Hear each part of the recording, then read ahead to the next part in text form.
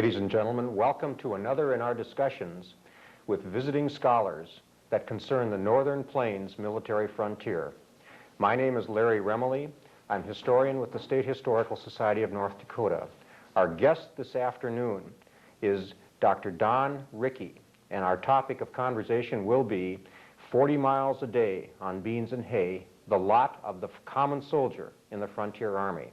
We welcome you again to another of these discussions sponsored by a grant to the State Historical Society of North Dakota from the North Dakota Humanities Council. Dr. Rickey, the common soldier in the Frontier Army has been variously depicted by directors such as John Ford and others, and portrayed by John Wayne and others.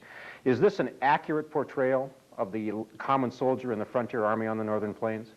Well, no, Larry. It's invariably it's distorted. The common soldier was, first place, not a frontier person. The Army, United States Regular Army, was not made up of frontier-type people. Most of them came from urban backgrounds. Many of them were recent immigrants from Europe. The officer corps that, of course, set the tone for this were, generally speaking, well-educated people. A good percentage of them were graduates of West Point, others of other colleges. Many of them had extensive service in the Union Army during the Civil War, some in foreign armies. These were, as I say, they were not the Gabby Hayes sort of frontier-type people that are very frequently depicted. Now, there were a lot of immigrants, and among those immigrants who, in the 1860s and 70s and 80s, a lot of them came from Ireland because of poor times in Ireland. A lot came from Germany because of upheavals there and the forming of the new German Empire after 1870.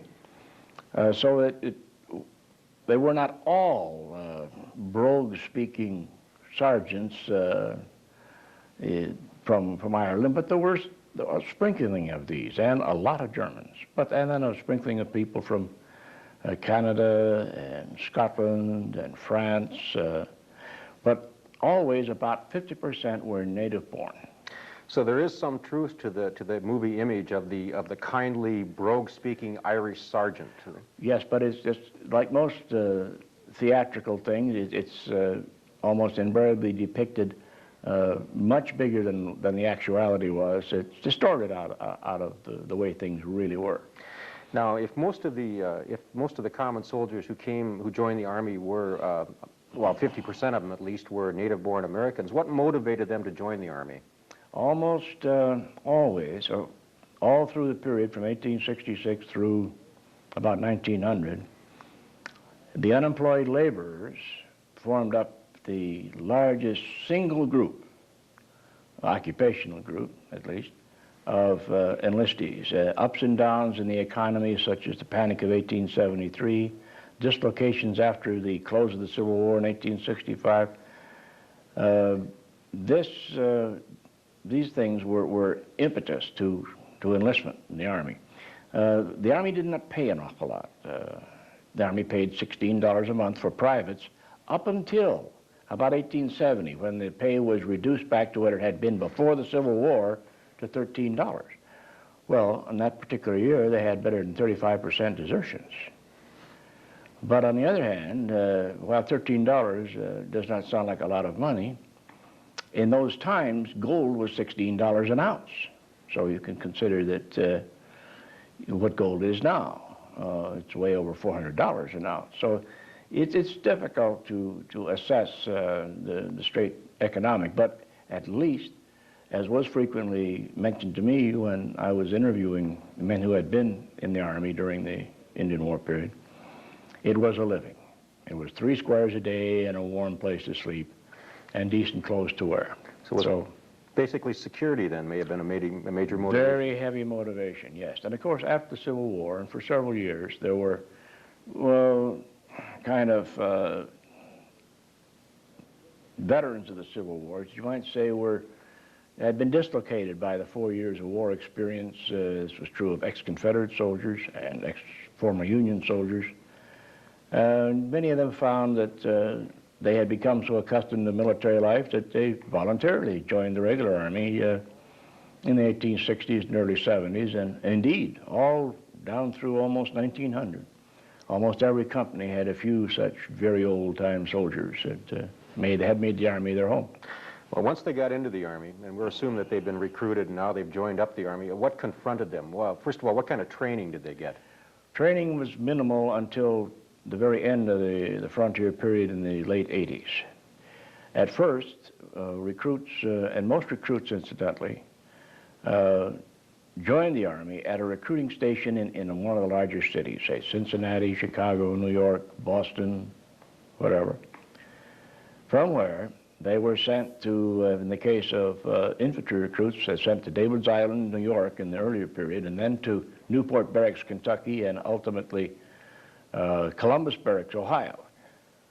The new cavalry recruits, and you could join, by the way, for general mounted service, for the infantry, or the artillery.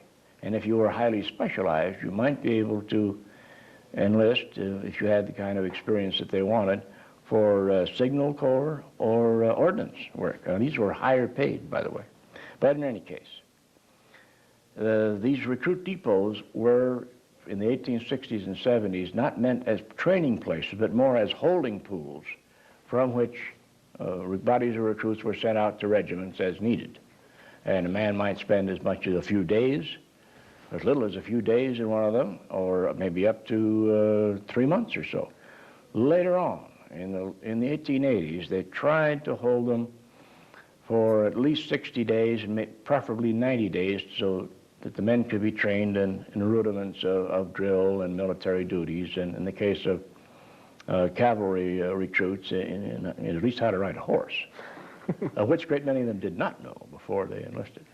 Well, so in other words, basically when the soldiers got to the northern Great Plains frontier, to these forts on the Missouri and to the forts that were inland, off the rivers, they were basically trained on the job. Yes, the real training in terms of how to do it, how to perform your drill and your guard duties, and how to use your arms and so forth, that took place after assignment to the unit, where the men will be put in charge of an old corporal or sergeant and drilled that way and trained up that way until they were ready to take their place in the company for regular guard duties and such other duties as may be assigned.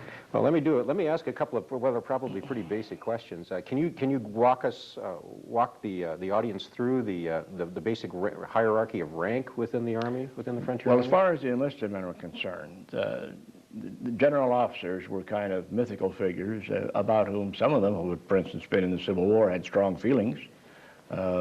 Sheridan, Sherman, men like Custer, who were very popular. They had been represented in a lot of newspaper publications, magazine articles.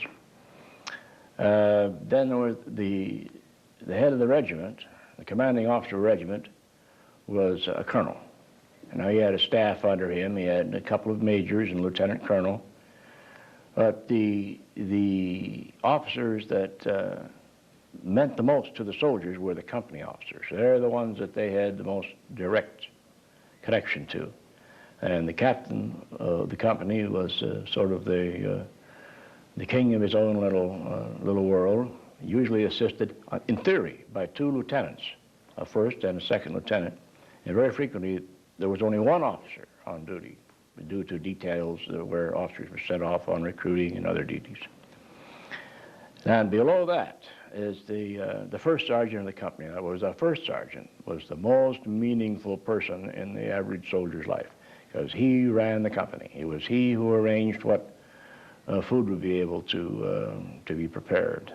It was he who managed the company fund, where they sometimes sold surplus rations and were able to buy things like jam and jelly and pickles and sauces for the table, that kind of thing.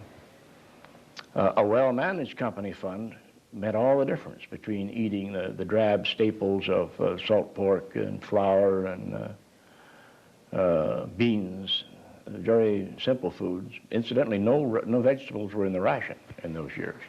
If you wanted to eat vegetables, then you had to either buy them from a trader who had them for sale. Meant that you had to get some money out of the company fund for this, or raise them in a post or company garden, to which the men were assigned as the captain saw fit. But the first sergeant was the man who really ran things. He was the intermediary between the commissioned officers and all the enlisted men. And he was assisted by at least two, depending on the size of the company, 2 to 4 duty sergeants. And below them, there would be anywhere from 4 to 8 corporals who were usually responsible for a squad of men, depending, again, on the size of the company. The companies range in size all the way from about 50 to a maximum of 100. Now, the 100-man companies were authorized after the disasters at the Little Bighorn in 1876, when the cavalry companies were expanded to allow for 100 men. And this was one of the very few times during the so-called Indian Wars when motivation for enlistment was sparked by a desire to get into the action, to avenge. Matter of fact, they call these men the Custer Avengers. But this was a rare instance. It was almost like the early days of the Civil War, when after Sumter had been fired upon, a certain amount of the enlistment was sparked by what you might call patriotic fervor. Well, but as I say, this was usually absent as a motive, by the way. But it did occur after the Custer disaster. But usually you could figure the average company had anywhere from 40 to 60 men in it. The smaller number for infantry companies, the larger for cavalry. And there was an interesting reason for this, other than that you needed more mobility. And that is that when it came to actually attempting to engage in combat with the Plains Indians, it was almost always done on foot, unless you could catch them asleep and go smacking into their village with a pistol charge or something like that. Only in rare occasions, incidentally, did they even carry the saber in the cavalry.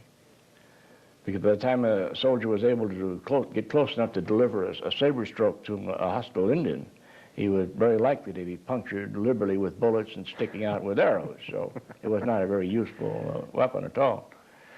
And that is that in dismounted fighting, 1 out of every 4 men was a horse holder that held his own and 3 other men's horses. So that's why for combat purposes, you had to have more men in a cavalry unit. But the effectiveness was a matter of much chance. The Army didn't have overall programs, for instance, for marksmanship training that amounted to much until after 1878. In 1879 came the first really comprehensive training program. And that instance was sparked when, due to the Custer disaster and the heavy loss of casualties, Army casualties, in the Battle of the Big Hole and the Battle of Bear Paw Mountain during the Nez Perce War, a subcommittee of the House of Representatives was to look into reorganizing the Army, because the basic question was, what has happened that, how come a half regiment of soldiers, in this case the 7th Cavalry, and the other case the 7th Infantry, oddly enough, and 2nd Cavalry, could take such a tremendous pasting at the hands of ill-armed, ill-equipped Plains warriors? Well, that's when some of these matters came out, such as General Gibbon, who was colonel of the 7th Infantry and engaged at the Battle of the Big Hole, was an old line soldier who had begun in the Mexican War as an officer. And it was his practice, as he testified before this committee, that he didn't think soldiers were very good shots, and therefore he didn't allow them to shoot at a man-sized target in range in excess of 100 yards. Well, it was understandable as long as men had been in the 1840s and 50s equipped with smoothbore muskets, muzzle-loading muskets. But the 45 caliber government Springfield rifle of 1873 and on was a considerably advanced precision weapon, provided that the person using it was trained to use it properly. Well, of course, Gibbon in that instance failed to grab that fact. And that may have been one of the reasons that he lost about 30% of his command as casualties at the Battle of the Big Hole. Right. But this whole business of training training for service rather than just for being able to mount guard and carry on ceremonials, really didn't come in until after the difficult experiences of the Little Bighorn campaign of 1876 and the Nez Perce campaign of 1877. It was after that that training really was picked up. And the swing of the pendulum went something like this. Most soldiers are really not very good shots prior to 1879 and 80.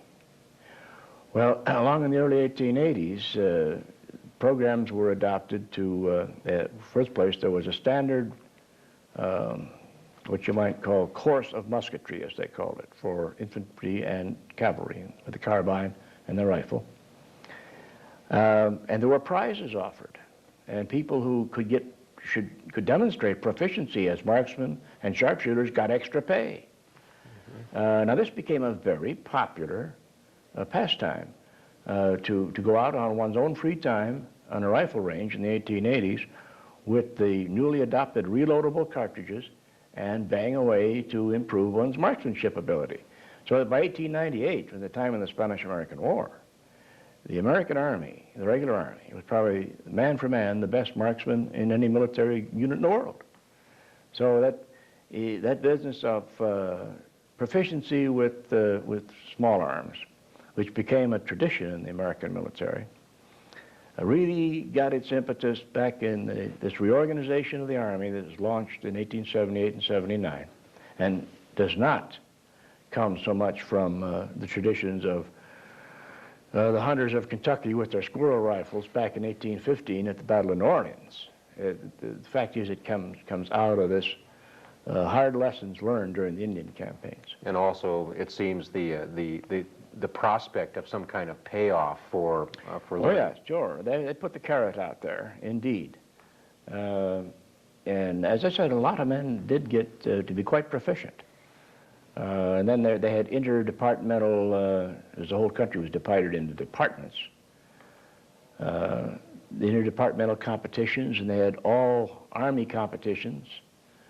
And the very best shots were awarded prizes considered beyond the $2 a month that you got for being a sharpshooter. But considering, again, if you were a private at $13 a month and you could get $2 a month more for being a sharpshooter, percentage-wise, that's a pretty good increase. So there was motivation to become a good marksman. It certainly sounds like it. And incidentally, in the late 80s, one of the best marksmen in the U.S. Army was a sergeant stationed up at Fort Buford in the 6th Infantry. Or not the 6th, but he was in an infantry regiment that was stationed there then. Well, speaking of the infantry and the cavalry posts again, I'm going to go back to the routine of a common soldier. Can you perhaps just sort of walk through a common day at one of the Northern Plains forts? An in-post day, of course, it varied widely depending on the situation. In the early days, the in-post day might be given over 90% to just constructing the post. Or doing some physical maintenance to make it possible to live there. But as time wore on and these posts improved, and they went from being crude log, sod, and adobe buildings to being made out of stone or concrete and sawn lumber, a typical day would start out, say about 5:30 in the morning with reveille, and about 45 minutes later, and first call. There were 4 roll calls a day to make sure that everybody was here and not off somewhere else. And to not be there was a kind of a automatic invitation to time in the guardhouse, unless you had some very good excuse for not being there. And then it started out, cleaned the dormitory and the barracks up, and had their breakfast, which usually was quite a heavy meal, frequently made up of baked hash or a slumgullion stew that had been cooking all night, and bread, always coffee. So that they got a good start as far as what you might call fuel for the engine for what was frequently a rigorous day. Well, after that, there would be fatigues and drills, depending on what was particularly ordered. And fatigues were all different kinds, from cleanup to going and sawing wood in the wood pile. It could be drawing water from, usually the posts were supplied with water not by wells, but from some flowing river source or a spring somewhere. which had to be meant this had to be carted over in barrels. There were all kinds of fatigues or work details. It could be post garden, could be working for the post quartermaster, could be all kinds of things. And then drills, sometimes maybe out marching out to the after 1879 to the target range to engage in target practice. The drills in close order drill, extended order skirmish drill, battalion drills, all sorts of things. Bayonet drills. As time went on, the Army became more and more interested in this kind of proficiency. These people, from the very beginning, always considered themselves, at least at the higher ranks, to be professionals, not just short-term volunteers. And they tried to carry this tone and instill it as an attitude of the enlisted men, as well as by the officers. Well, from then the midday meal was also at noon, fairly heavy. This was the largest single meal of the day. And in a well-run company, it might have something like contractor's beef, which you could draw on your ration, bread, maybe potatoes that you had purchased or grown out of the company fund, maybe something like cabbage, and heavy. And on special days, there would be things like or pie, or maybe a real treat, such as canned tomatoes, which were treats, incidentally. Well, then in the evening, after more drill and fatigue and more roll calls, there would be supper. Now, supper was very light. Might be just a spoonful of stewed dried apples and a piece of bread and some coffee. Almost always coffee.